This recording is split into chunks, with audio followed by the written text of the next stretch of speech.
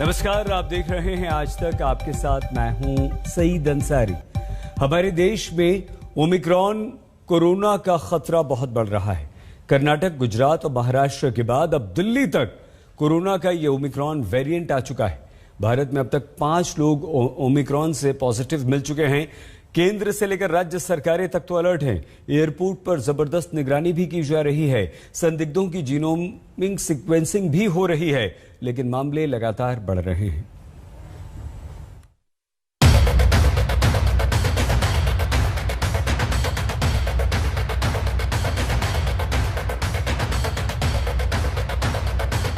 महज 3 दिन का वक्त और देश के 4 राज्यों में कोरोना के ओमिक्रॉन वेरिएंट के केस मिल चुके हैं। नए वेरिएंट का 5वां केस देश की राजधानी दिल्ली में मिला। दिल्ली में ये पहला मामला है।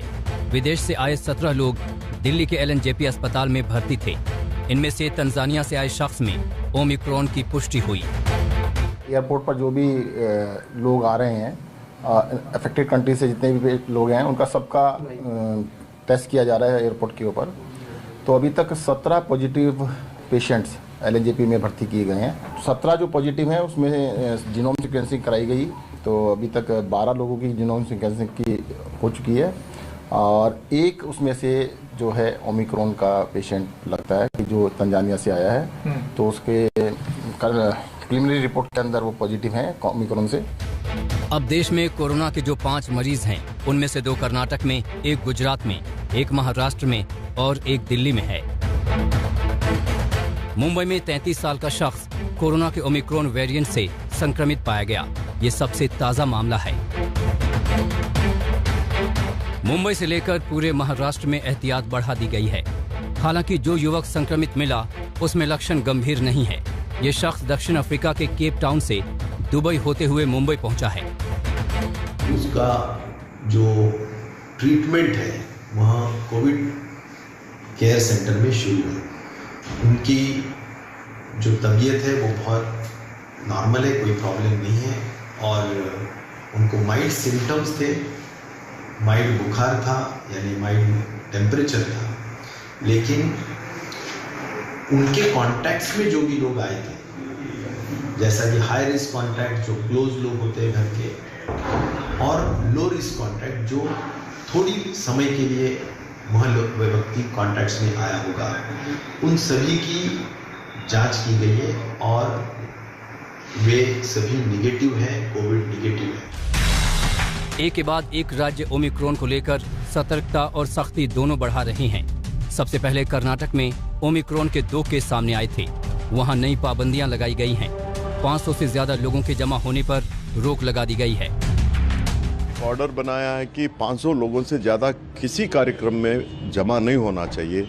अभी स्कूल के जो भी बच्चों के माँ बाप रहते हैं उनके लिए 2 डबल डोज रहना चाहिए।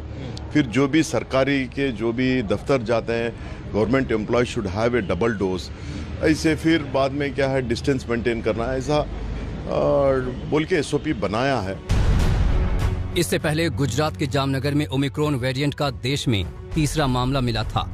CM भूपेंद्र पटेल ने हाई लेवल मीटिंग में एहतियात पर विचार किया। जामनगर में से मिला है, वो ओमिक्रॉन वेरिएंट में पॉजिटिव मिला है।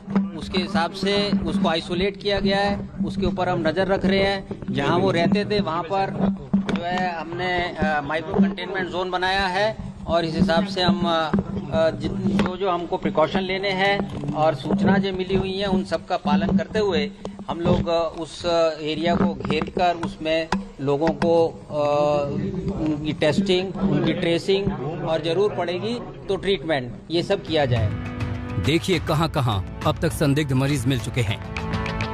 ये राज्य हैं महाराष्ट्र, कर्नाटक, दिल्ली, तमिलनाडु, तेलंगाना, राजस्थान, चंडीगढ़ और यूपी। सभी संदिग्ध मरीजों के सैंपल जीनोम सीक्वेंसिंग के लिए भेजे गए हैं। सिर्फ महाराष्ट्र में 32 संदिग्ध मरीज हैं।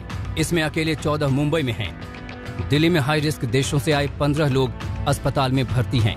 इनमें 9 तो कोरोना पॉजिटिव हैं, बाकी 6 में भी लक्षण हैं। तमिलनाडु में विदेश से आए 3 मुसाफिर कोरोना पॉजिटिव हैं।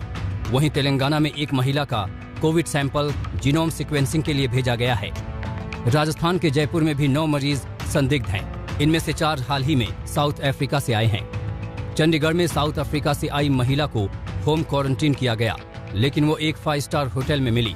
लखनऊ में 2 महिलाएं संक्रमित पाई गई। दोनों ही महिलाएं हाल ही में केरल से वापस लौटी हैं। संक्रमण का खतरा चौतरफा है। एक्सपर्ट इसे डेल्टा वेरिएंट से 5 से 6 गुना ज्यादा संक्रामक मान रहे हैं। Very highly transmissible. All of us remember Delta. So a virus that can have greater immune escape than Delta, break previous vaccinations or previous infection immunity better, and is also transmissible, is certainly capable of creating a wave of infections that you refer to when you talk about the third wave. However, if we are talking about a third wave of people not being able to get oxygen and beds and that kind of a third wave, I don't think that will happen. Omicron के इसी खतरे को लेकर केंद्र सरकार ने सभी राज्यों को अलर्ट किया है। वहीं विदेश से आने वाले सभी यात्रियों की कोरोना टेस्टिंग अनिवार्य है। राज्य सरकारों ने भी कई कदम उठाए हैं। सरकारें सक्रिय हैं। अब अगर पब्लिक भी साथ दे तो ओमिक्रॉन का मुकाबला आसानी से हो पाएगा। आज तक ब्यूरो।